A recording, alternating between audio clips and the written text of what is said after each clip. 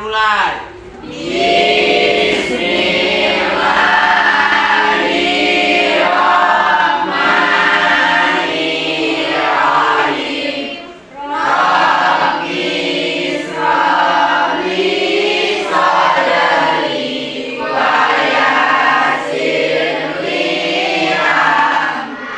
Sehat semua ya? Siapa kawan kita yang hari ini tidak hadir di kelas? Siapa? Ica. Ica apa keterangannya?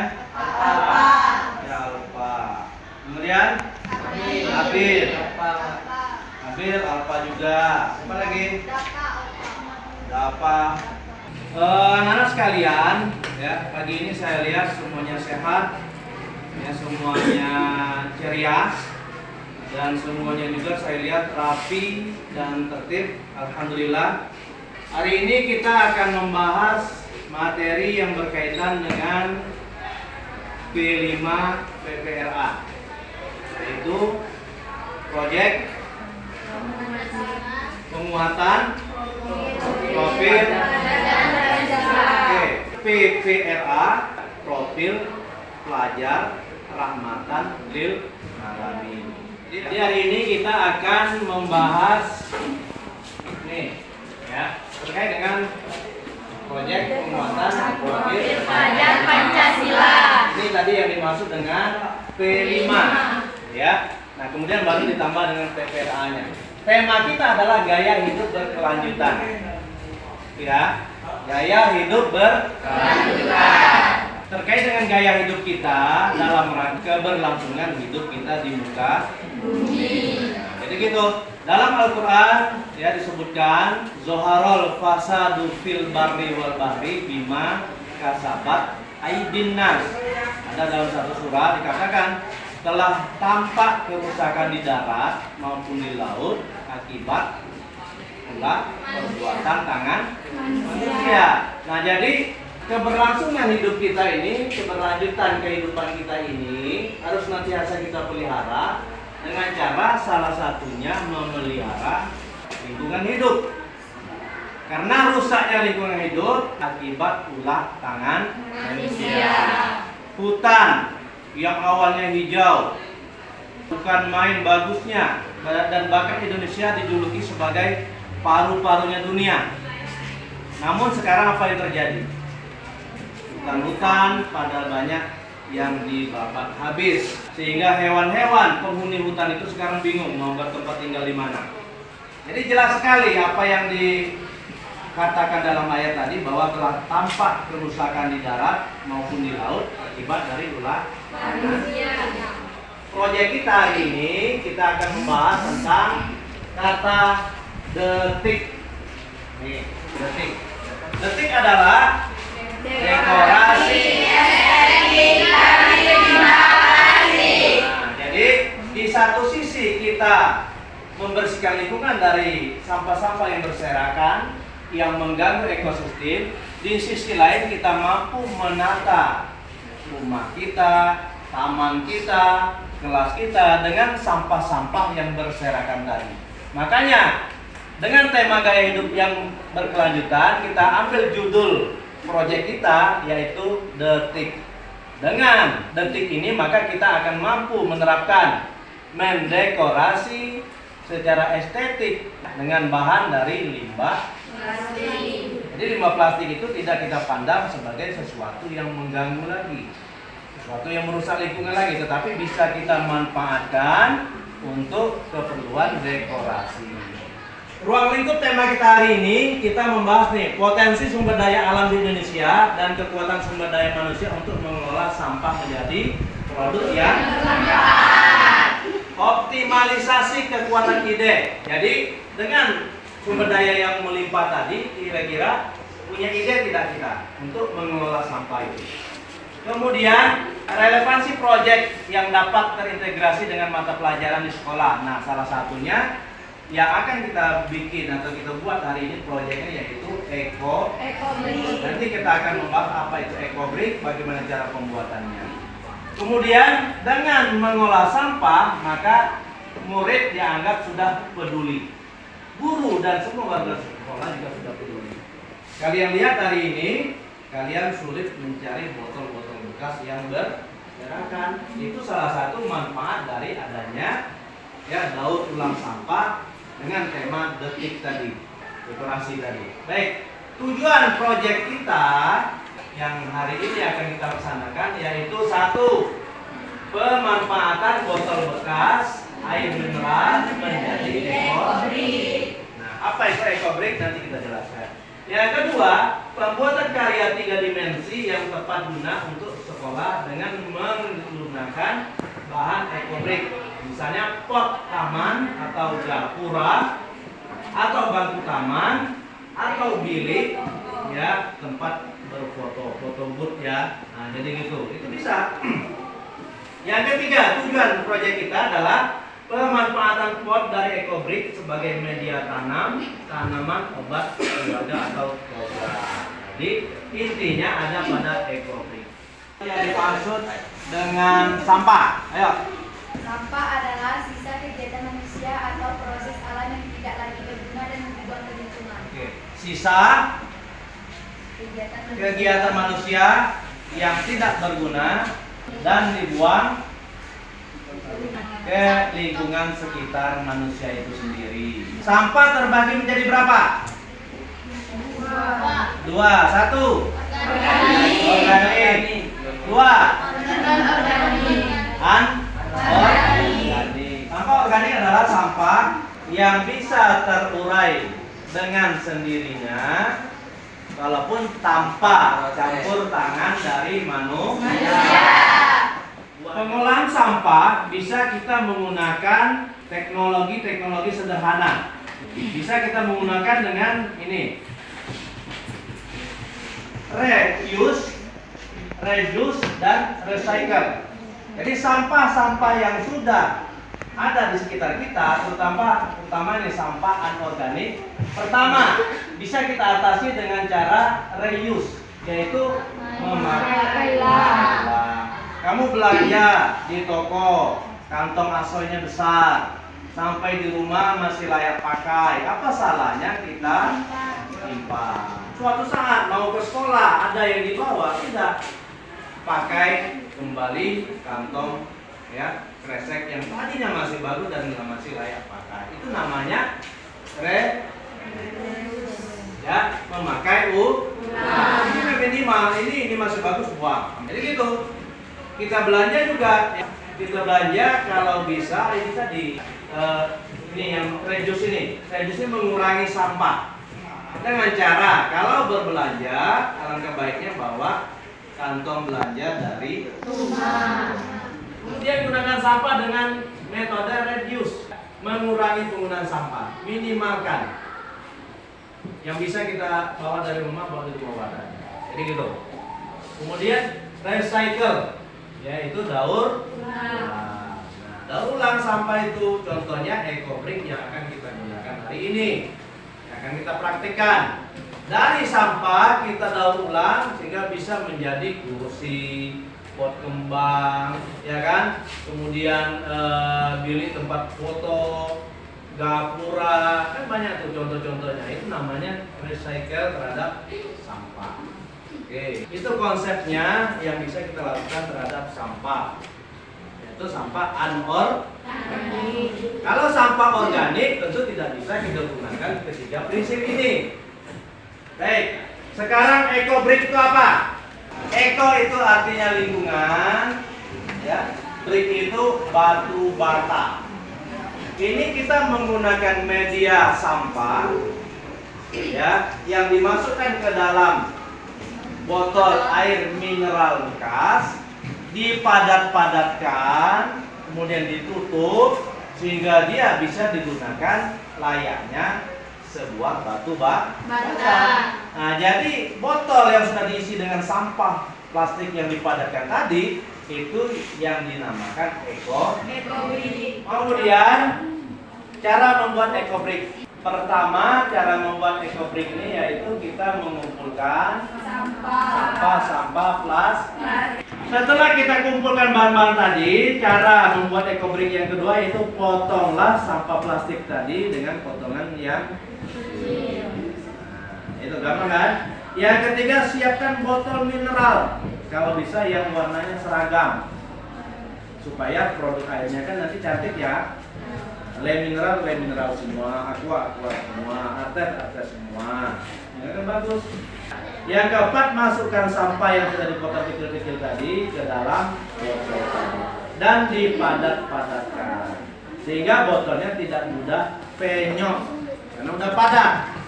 Nah, kiri-kiri yang sudah padat kamu tekan-tekan, bahkan kamu injak, tidak penyok, berarti sudah padat. Jika tidak padat maka botolnya mudah penyok. Nah, intinya itu tadi, kita harus teliti, kemudian harus padat mengisinya, kemudian saat dirangkai, rangkaiannya harus kuat sehingga tidak ada kelemahan dalam karya kita. Jadi semoga nanti bisa kita terangkan. Jenis bahan yang lama sekali waktu terurainya, mungkin kamu pernah baca di Google. 1. Botol kaca. Botol kaca, botol kecap, sirup dan segala macam ternyata baru bisa terurai, bisa mencapai 1 juta tahun lamanya.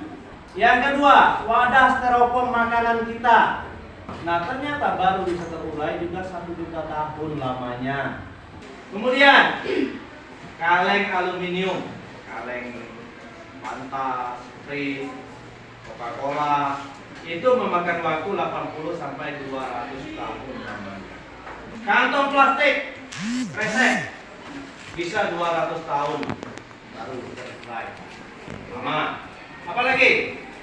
Baterai HP, baterai senter dan segala macam itu memakan waktu 100 tahun baru bisa terurai jika dituang sembarangan. Cara mengurai sampah ketika bepergian, maka sebaiknya bawalah wadah makanan atau wadah minuman yang bisa isi ulang dari rumah. Jadi gitu, jangan bawa plastik dan buang. Bawa botol itu, botol yang bisa isi ulang, kemudian kita bawa pulang lagi. Mengolah sampah sisa makanan menjadi kompos. Ini juga cara kita mengurangi sampah. Nah, sekarang bahaya sampah bagi lingkungan. Ayo, siapa tahu apa bahaya sampah bagi lingkungan? 1. Mendatangkan penyakit. Apa lagi? Banjir. Mendatangkan bahaya bencana banjir. Begitu got tersumbat, air tidak bisa ngalir, akhirnya banjir. Kan di kota besar gitu. Jakarta itu salah satu penyebab banjir itu ya salah satunya itu. Apa yang harus kamu lakukan terhadap sampah ke depannya? Nah, mendaur ulang. Paling tidak membuang pada tempatnya. Assalamualaikum. Waalaikumsalam. Baik anak-anak, jadi tadi kita sudah mengenal sekilas tentang EcoBrick. Untuk proyek kita hari ini, maka biar langkah-langkah kerja kita lebih mantap, lebih akurat dan tepat sasaran pengerjaannya, maka kita kedatangan Ibu Putri, ya, salah satu ya guru senior kita dalam bidang EcoBrick di sekolah kita ini. Beliau akan berkolaborasi dengan saya untuk menjelaskan materi terkait dengan EcoBrick ya pada kelas kita untuk proyek EcoBrick kita hari ini. Perlu Anda ketahui bahwa untuk P5 sekolah kita, Bu Putri ini sebagai mentor utamanya yang akan memberikan materi dalam hal pemanfaatan sampah menjadi EcoBrick ini. Jadi silakan waktu dan tempat, saya persilakan kepada Ibu Putri untuk menjelaskan teknik pembuatan dan hal-hal yang berkenaan dengan EcoBrick. Silakan. Baik, terima kasih atas kesempatan dan waktunya Pak Zikri. Oke, anak-anak apa kabar? Baik. Oke, mungkin lebih ke praktek ya, karena dari tadi juga pasti sudah dijelasin sama Pak Zikri. Nah, jadi untuk sesi saya kali ini kita langsung ke praktek pembuatannya saja. Sekarang siapa yang tahu stepnya apa saja? Diapain dulu botolnya? Dicari pasti. Habis dicari, setelah dicuci, bukan. Jemur sampai kering. Pembuktian ketika dia kering, tidak ada airnya. Ketika ditutup, nggak ada berembun, tidak ada bulir air di dalamnya, berarti pastikan dia kering. Oke, sekarang saya tanya lagi, karena kan aktif ya siswanya. Nah, sampah plastiknya prosesnya diapain dulu? Dicari, dicuci, dijemur sampai kering. Kasih tepuk tangan dong buat semuanya. Ya, F6 berarti sudah sejauh itu prosesnya. Nah, sekarang saya pegang apa? Ekobrik ya sudah. Yang sudah jadi pembuktian kalau dia udah bisa dipakai. Dibanting, kalau dibanting kenapa? Tidak ada penyet-penyet. Kemudian diapakan lagi? Ditekan, pukul-pukul ya. Kemudian kalau sudah padat begini bisa diapakan? Bisa didudukin ya, bisa dijadikan proyek dekorasi dari limbah plastik. Alhamdulillah berarti udah paham semua nih Pak Zid. Kita tinggal meneruskan saja. Sekarang saya nggak mau praktek sendirian. Jadi siapa yang mau jadi teman? Fajar. Putri, boleh, ayo. Siapa namanya? Ardina boleh masukkan ke sini sampahnya. Ini apa namanya? Tongkat Sasri ya. Iya. Kantong plastik seperti ini boleh juga dan tidak perlu digunting. Ya, kalau kantong plastik dia tidak perlu digunting. Kita langsung ke praktek. Memadatkannya pakai tongkat Harry Potter ya. Iya. Bagaimana cara Ardina? Mungkin bisa dipadatkan lagi pakai ini ya.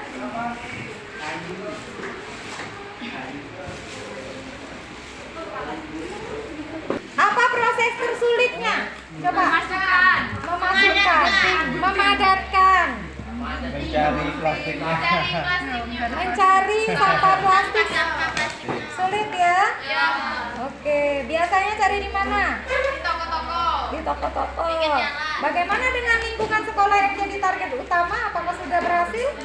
Bisa ada di samping-samping kelas masih ada sampah plastik nggak? Sudah ada efeknya kan? Nah, itu yang penting. Proyek harus berdampak pintar. Pastikan Anandra tidak ada yang membeli ya. Ya, jadi kita real effort. Beli jajannya kan? Kalau belilah jajannya ya. Dimakan jajannya, jangan lupa nanti lupa makan plastiknya, jajannya bisa direkobrik. Kebalik ya. Oke, kita padatkan seperti ini sampai benar-benar padat. Pastikan nanti waktu praktek sama Pak Zifni udah paham semua kan? Nah, kira-kira seperti ini. Kemudian dicoba dibanting, dicoba dipukul-pukul. Kalau nggak masih, kalau sudah kuat dan tidak penyok sisi-sisinya, baru jadi ekobrik yang siap pakai ya. Siap dibentuk. Dia mau jadi kursi, mau jadi pot bunga. Kemudian targetnya nanti kita bikin foto booth untuk ikon sekolah ya. Nah, yang plastik ininya, ini wajib dilepas ya. Digunting, bisa dimasukin nih ke dalam. Ya. Nah, kenapa dilepas plastik luarnya? Karena ini biar bisa dicat. Ya, biar bisa dicat. Atau kalau mau original, warna-warni seperti ini juga tidak masalah. Ya, tapi kalau mau seragam, ekobriknya misalnya potnya mau khusus warna hijau seperti kelasnya, berarti harus di share. Nah, seperti itu ya. Ada pertanyaan nggak? Cukup jelas? Cukup. Bisa dilanjutkan dengan Pak Diki ya sesinya. Anda bebas plastik. Plastik bebas. Oke, kasih tepuk tangan. Baik, sesi saya prakteknya sampai di sini dulu. Ketemu lagi nanti kita bahas sesi berikutnya pada saat proyek besar detik.